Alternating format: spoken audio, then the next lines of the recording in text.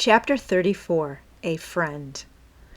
Though very happy in the social atmosphere about her, and very busy with the daily work that earned her bread and made it sweeter for the effort, Jo still found time for literary labors.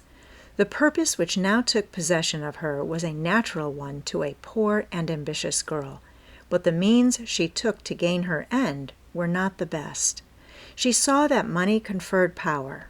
Money and power, therefore, she resolved to have, not to be used for herself alone, but for those whom she loved more than self.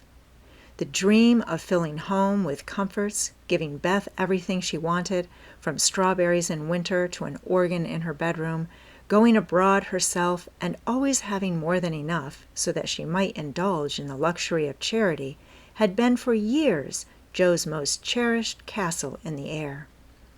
The prize story experience had seemed to open a way which might, after long traveling and much uphill work, lead to this delightful chateau en Espagne. But the novel disaster quenched her courage for a time, for public opinion is a giant which has frightened stouter-hearted Jacks on bigger beanstalks than hers. Like that immortal hero, she reposed a while after the first attempt, which resulted in a tumble, and the least lovely of the giant's treasures, if I remember rightly. But the up again and take another spirit was as strong in Jo as in Jack, so she scrambled up on the shady side this time and got more booty, but nearly left behind her what was far more precious than the money bags. She took to writing sensation stories, for in those dark ages even all-perfect America read rubbish. She told no one, but concocted a thrilling tale and boldly carried it herself to Mr. Dashwood, editor of the Weekly Volcano. She had never read Sartor Resartus, but she had a womanly instinct that clothes possess an influence more powerful over many than the worth of character or the magic of manners. So she dressed herself in her best, and trying to persuade herself that she was neither excited nor nervous, bravely climbed 2 pairs of dark and dirty stairs to find herself in a disorderly room, a cloud of cigar smoke, and the presence of 3 gentlemen, sitting with their heels rather higher than their hats, which articles of dress none of them took the trouble to remove on her appearance. Somewhat daunted by this reception, Jo hesitated on the threshold, murmuring in much embarrassment, "Excuse me, I was looking for the Weekly Volcano office. I wish to see Mr. Dashwood." Down went the highest pair of heels, up rose the smokiest gentleman, and carefully cherishing his cigar between his fingers, he advanced, with a nod, and a countenance expressive of nothing but sleep. Feeling that she must get through the matter somehow, Jo produced her manuscript, and, blushing redder and redder with each sentence, blundered out fragments of the little speech carefully prepared for the occasion. "A friend of mine desired me to offer a story, just as an experiment. Would like your opinion. Be glad to write more if this suits." While she blushed and blundered, Mr. Dashwood had taken the manuscript and was turning over the leaves with a pair of rather dirty fingers, and casting critical glances up and down the neat pages.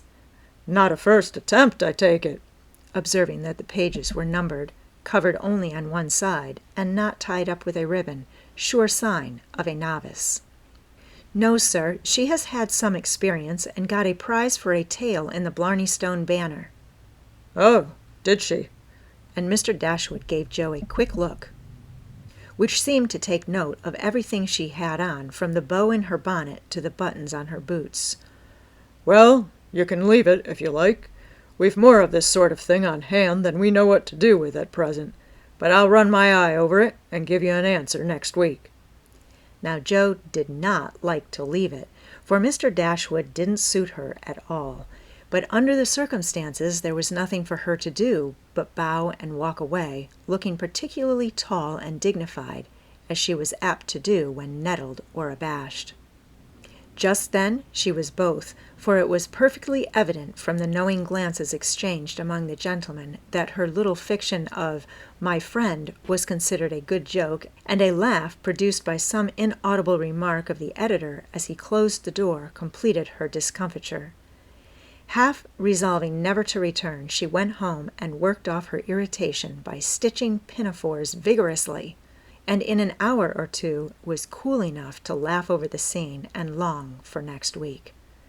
When she went again, Mr. Dashwood was alone, whereat she rejoiced. Mr. Dashwood was much wider awake than before, which was agreeable, and Mr. Dashwood was not too deeply absorbed in a cigar to remember his manners, so the second interview was much more comfortable than the first. "We'll take this." Editors never say aye. "If you don't object to a few alterations. It's too long, but omitting the passages I've marked will make it just the right length," he said in a businesslike tone. Jo hardly knew her own MS, again, so crumpled and underscored were its pages and paragraphs. But, feeling as a tender parent might on being asked to cut off her baby's legs in order that it might fit into a new cradle, she looked at the marked passages and was surprised to find that all the moral reflections, which she had carefully put in as ballast for much romance, had been stricken out. "But, sir, I thought every story should have some sort of a moral, so I took care to have a few of my sinners repent." Mr. Dashwood's editorial gravity relaxed into a smile, for Jo had forgotten her friend and spoken as only an author could. "People want to be amused, not preached at, you know. Morals don't sell nowadays," which was not quite a correct statement, by the way. "You think it would do with these alterations, then?" "Yes, it's a new plot and pretty well worked up. Language good, and so on," was Mr. Dashwood's affable reply. What compensation," began Jo, not exactly knowing how to express herself. "Oh, yes. Well, we give from 25 to 30 for things of this sort. Pay when it comes out," returned Mr. Dashwood, as if that point had escaped him. Such trifles often do escape the editorial mind, it is said. "Very well, you can have it," said Jo, handing back the story with a satisfied air, for after the $1-a-column work, even 25 seemed good pay. "Shall I tell my friend you will take another if she has one better than this?" asked Jo, unconscious of her little slip of the tongue and emboldened by her success. "Well, we'll look at it. Can't promise to take it. Tell her to make it short and spicy, and never mind the moral. What name would your friend like to put to it?" in a careless tone. "None at all, if you please. She doesn't wish her name to appear, and has no nom de plume," said Jo, blushing in spite of herself. "Just as she likes, of course. The tale will be out next week. Will you call for the money, or shall I send it?" asked Mr. Dashwood, who felt a natural desire to know who his new contributor might be. "I'll call. Good morning, sir." As she departed, Mr. Dashwood put up his feet with the graceful remark, "Poor and proud, as usual, but she'll do." Following Mr. Dashwood's directions and making Mrs. Northberry her model, Jo rashly took a plunge into the frothy sea of sensational literature. But thanks to the life-preserver thrown her by a friend, she came up again, not much the worse for her ducking. Like most young scribblers, she went abroad for her characters and scenery, and banditti, counts, gypsies, nuns, and duchesses appeared upon her stage and played their parts with as much accuracy and spirit as could be expected. Her readers were not particular about such trifles as grammar, punctuation, and probability, and Mr. Dashwood graciously permitted her to fill his columns at the lowest prices, not thinking it necessary to tell her that the real cause of his hospitality was the fact that one of his hacks, on being offered higher wages, had basely left him in the lurch. She soon became interested in her work, for her emaciated purse grew stout, and the little hoard she was making to take Beth to the mountains next summer grew slowly but surely as the weeks passed. One thing disturbed her satisfaction, and that was that she did not tell them at home. She had a feeling that father and mother would not approve, and preferred to have her own way first, and beg pardon afterward. It was easy to keep her secret, for no name appeared with her stories. Mr. Dashwood had, of course, found it out very soon, but promised to be dumb, and for a wonder kept his word. She thought it would do her no harm, for she sincerely meant to write nothing of which she should be ashamed, and quieted all pricks of conscience by anticipations of the happy minute when she should show her earnings and laugh over her well-kept secret.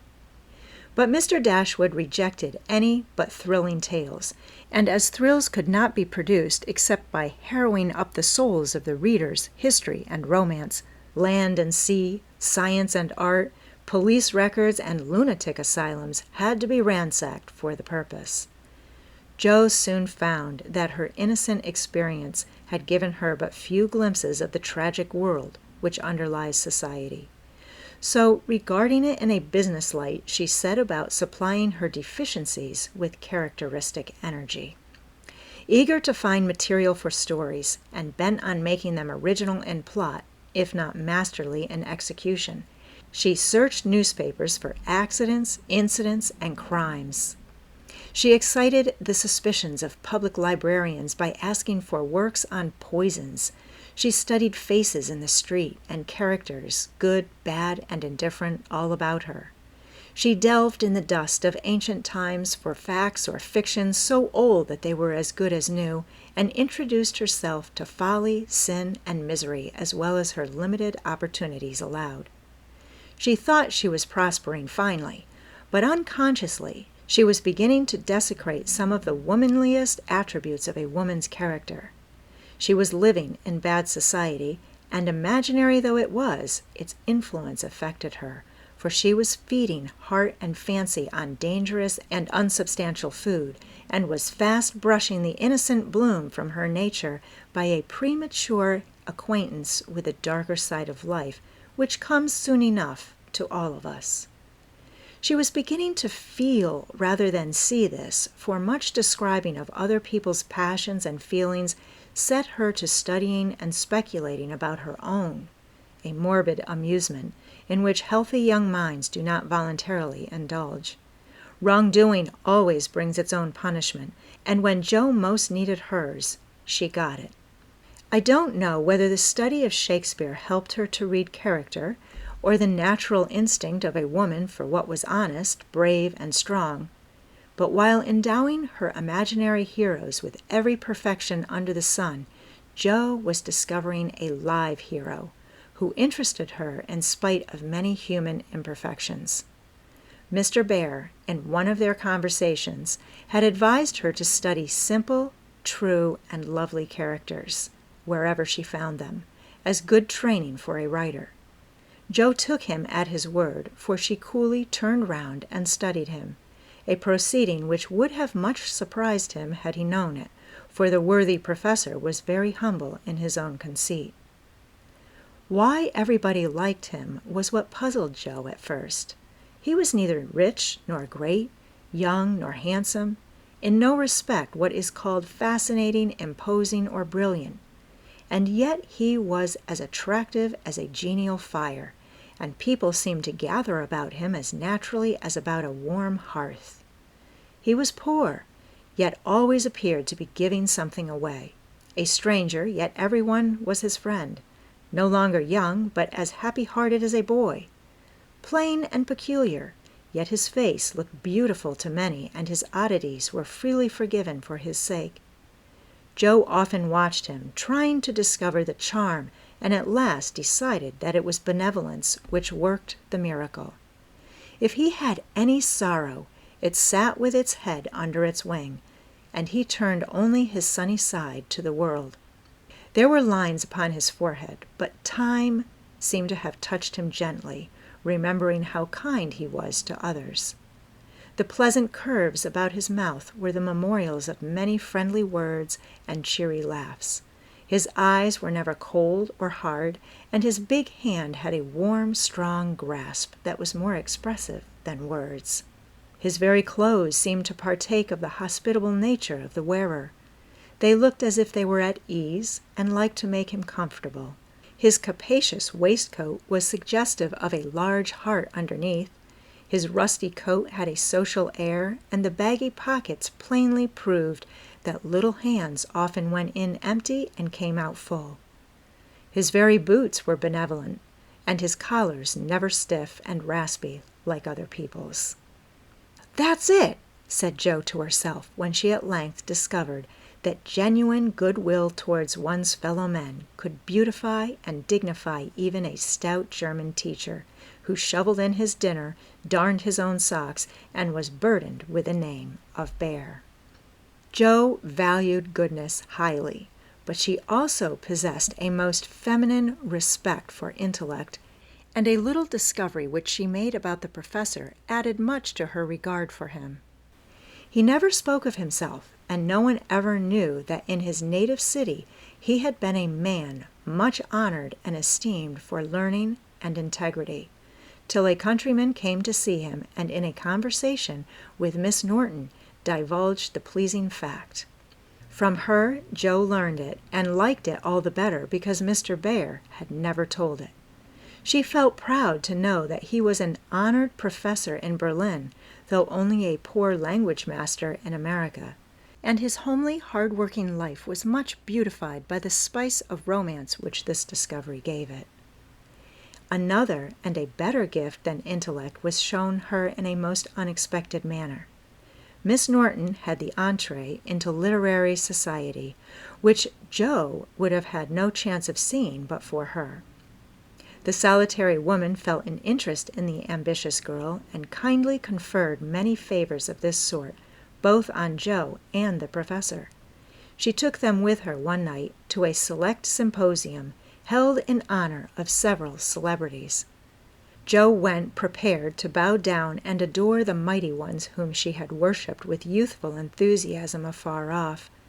But her reverence for genius received a severe shock that night, and it took her some time to recover from the discovery that the great creatures were only men and women after all.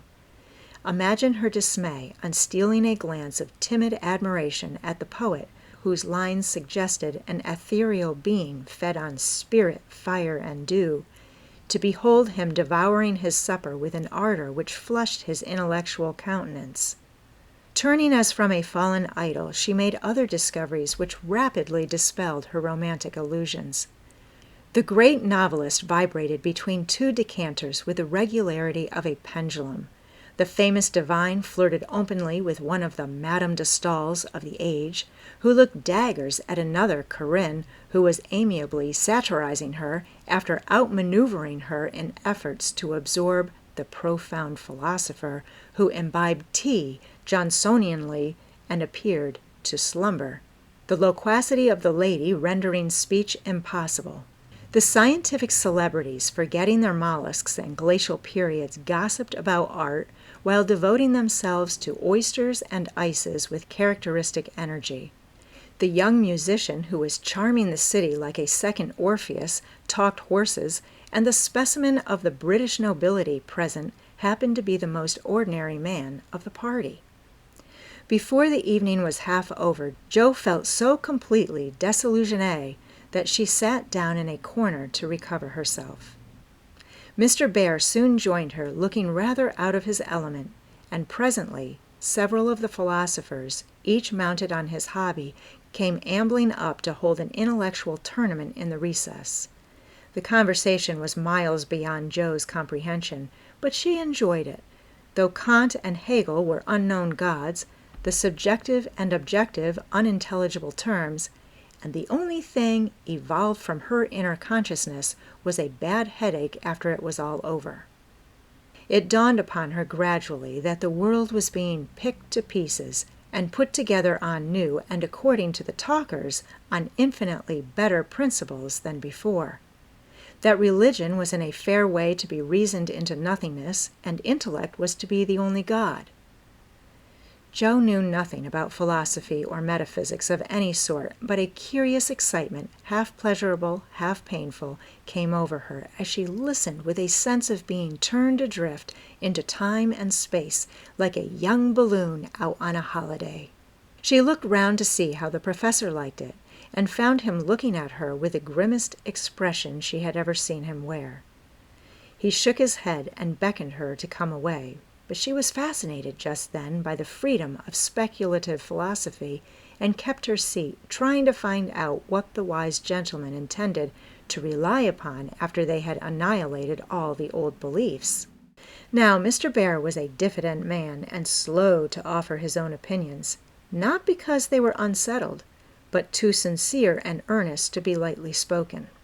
As he glanced from Joe to several other young people, attracted by the brilliancy of the philosophic pyrotechnics, he knit his brows and longed to speak, fearing that some inflammable young soul would be led astray by the rockets, to find, when the display was over, that they had only an empty stick or a scorched hand. He bore it as long as he could, but when he was appealed to for an opinion, he blazed up with honest indignation, and defended religion with all the eloquence of truth, an eloquence which made his broken English musical and his plain face beautiful. He had a hard fight, for the wise men argued well, but he didn't know when he was beaten, and stood to his colors like a man. Somehow, as he talked, the world got right again to Joe. The old beliefs that had lasted so long seemed better than the new. God was not a blind force, and immortality was not a pretty fable, but a blessed fact. She felt as if she had solid ground under her feet again, and when Mr. Bear paused, out-talked but not one whit convinced, Joe wanted to clap her hands and thank him. She did neither, but she remembered this scene, and gave the professor her heartiest respect, for she knew it cost him an effort to speak out then and there, because his conscience would not let him be silent.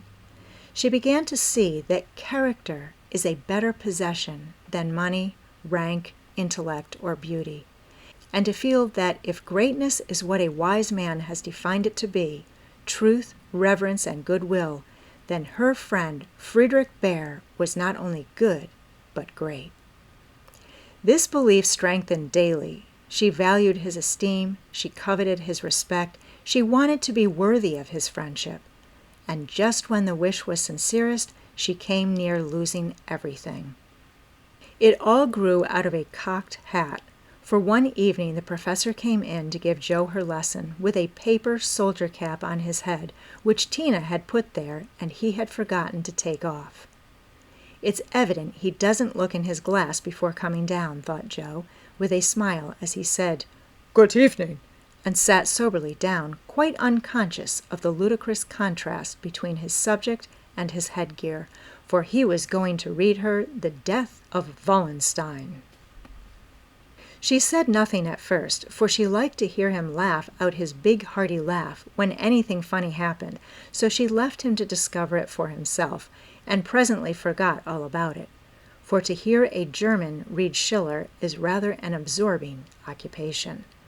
After the reading came the lesson, which was a lively one, for Joe was in a gay mood that night, and the cocked hat kept her eyes dancing with merriment. The professor didn't know what to make of her, and stopped at last to ask, with an air of mild surprise that was irresistible, "Miss March, for what do you laugh in your master's face? Have you no respect for me, that you go on so bad?" "How can I be respectful, sir, when you forget to take your hat off?" said Joe. Lifting his hand to his head, the absent-minded professor gravely felt and removed the little cocked hat, looked at it a minute, and then threw back his head and laughed like a merry bass viol. "Ah, I see him now. It is that imp Tina who makes me a fool with my cap. Well, it is nothing, but see you, if this lesson goes not well, you too shall wear him."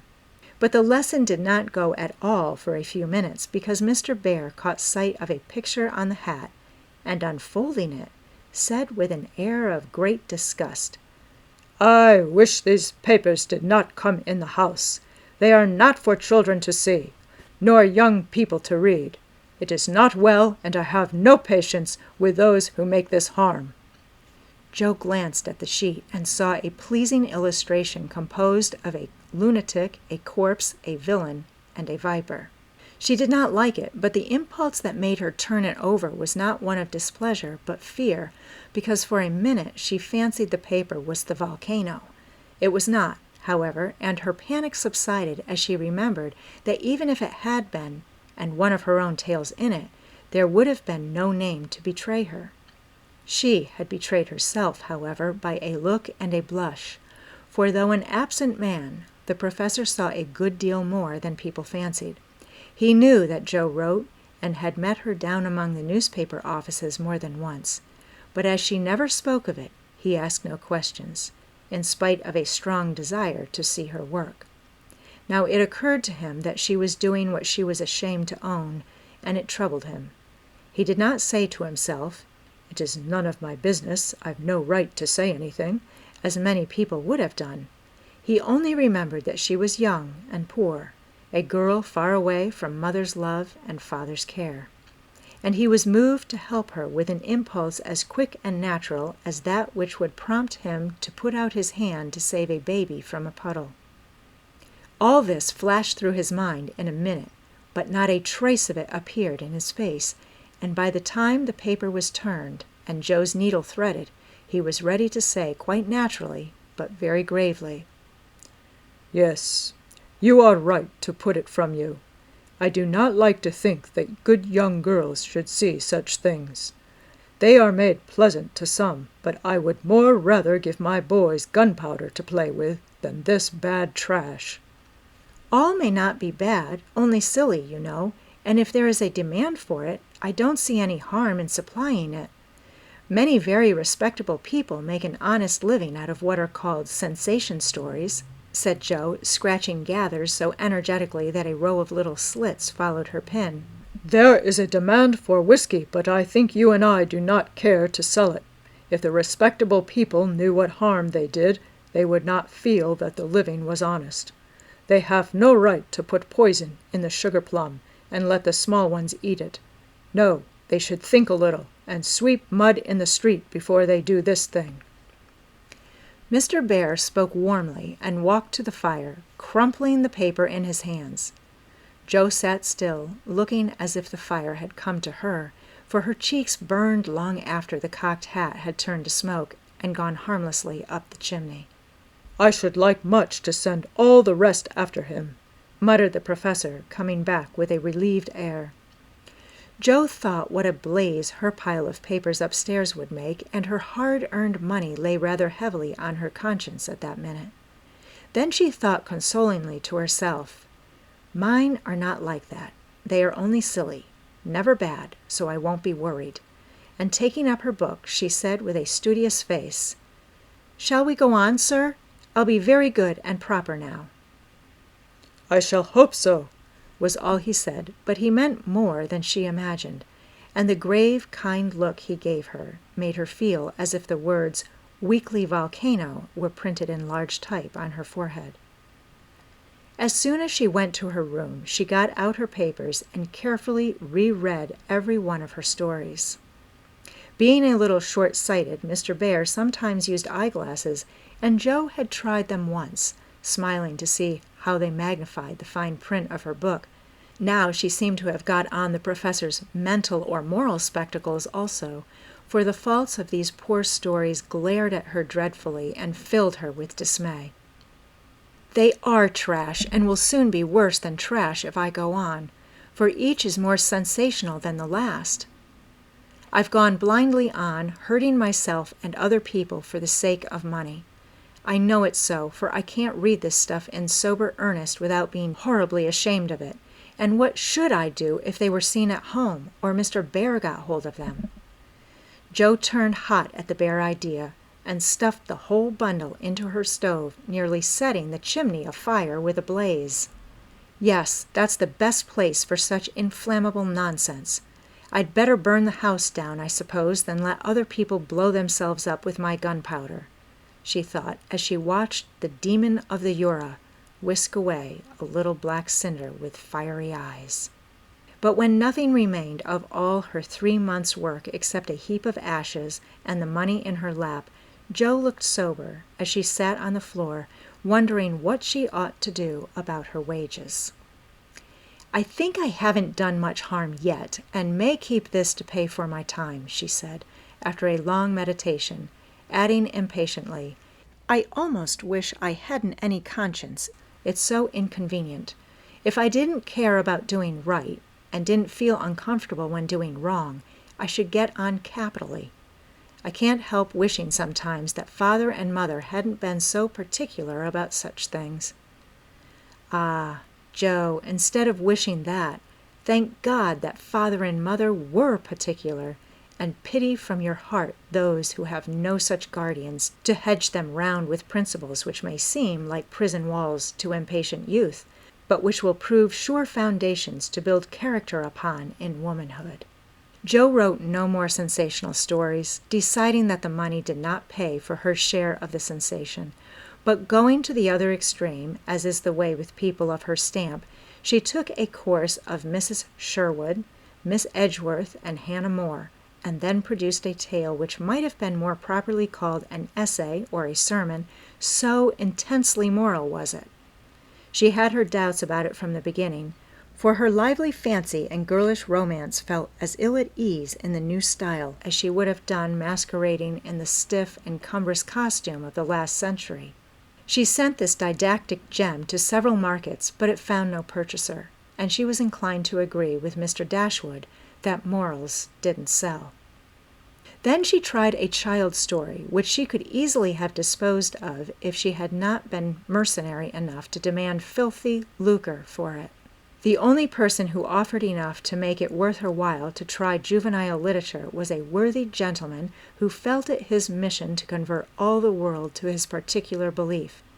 But much as she liked to write for children, Jo could not consent to depict all her naughty boys as being eaten by bears or tossed by mad bulls because they did not go to a particular Sabbath school, nor all the good infants who did go, as rewarded by every kind of bliss, from gilded gingerbread to escorts of angels, when they departed this life with psalms or sermons on their lisping tongues. So nothing came of these trials, and Jo corked up her inkstand and said in a fit of very wholesome humility, "I don't know anything. I'll wait till I do before I try again, and meantime sweep mud in the street if I can't do better. That's honest at least," which decision proved that her second tumble from the beanstalk had done her some good. While these internal revolutions were going on, her external life had been as busy and uneventful as usual, and if she sometimes looked serious or a little sad, no one observed it but Professor Bhaer. He did it so quietly that Jo never knew he was watching to see if she would accept and profit by his reproof. But she stood the test, and he was satisfied, for, though no words passed between them, he knew that she had given up writing. Not only did he guess it by the fact that the second finger of her right hand was no longer inky, but she spent her evenings downstairs now, was met no more among newspaper offices, and studied with a dogged patience which assured him that she was bent on occupying her mind with something useful, if not pleasant. He helped her in many ways, proving himself a true friend, and Jo was happy, for while her pen lay idle, she was learning other lessons beside German, and laying a foundation for the sensation story of her own life. It was a pleasant winter and a long one, for she did not leave Mrs. Kirk till June. Everyone seemed sorry when the time came, the children were inconsolable, and Mr. Bhaer's hair stuck straight up all over his head, for he always rumpled it wildly when disturbed in mind. "Going home? Ah, you are happy that you have a home to go in," he said when she told him, and sat silently pulling his beard in the corner, while she held a little levee on that last evening. She was going early, so she bade them all good-bye overnight, and when his turn came, she said warmly, "Now, sir, you won't forget to come and see us, if you ever travel our way, will you? I'll never forgive you if you do, for I want them all to know my friend." "Do you? Shall I come?" he asked, looking down at her with an eager expression which she did not see. "Yes, come next month. Laurie graduates then, and you'd enjoy commencement as something new." "That is your best friend of whom you speak?" he said in an altered tone. "Yes, my boy Teddy. I'm very proud of him, and should like you to see him." Jo looked up then, quite unconscious of anything but her own pleasure in the prospect of showing them to one another. Something in Mr. Bhaer's face suddenly recalled the fact that she might find Laurie more than a best friend, and simply because she particularly wished not to look as if anything was the matter, she involuntarily began to blush, and the more she tried not to, the redder she grew. If it had not been for Tina on her knee, she didn't know what would have become of her. Fortunately, the child was moved to hug her, so she managed to hide her face an instant, hoping the professor did not see it. But he did, and his own changed again from that momentary anxiety to its usual expression as he said cordially, "I fear I shall not make the time for that, but I wish the friend much success, and you all happiness. God bless you." And with that he shook hands warmly, shouldered Tina, and went away. But after the boys were abed, he sat long before his fire with a tired look on his face, and the Heimweh, or homesickness, lying heavy at his heart. Once, when he remembered Jo, as she sat with a little child in her lap, and that new softness in her face, he leaned his head on his hands a minute, and then roamed about the room, as if in search of something that he could not find. "It is not for me. I must not hope it now," he said to himself with a sigh that was almost a groan. Then, as if reproaching himself for the longing that he could not repress, he went and kissed the two tousled heads upon the pillow, took down his seldom-used meerschaum, and opened his Plato. He did his best and did it manfully, but I don't think he found that a pair of rampant boys, a pipe, or even the divine Plato were very satisfactory substitutes for wife and child and home. Early as it was, he was at the station next morning to see Jo off, and thanks to him, she began her solitary journey with a pleasant memory of a familiar face smiling its farewell, a bunch of violets to keep her company, and best of all, the happy thought, well, the winter's gone, and I've written no books, earned no fortune, but I've made a friend worth having, and I'll try to keep him all my life.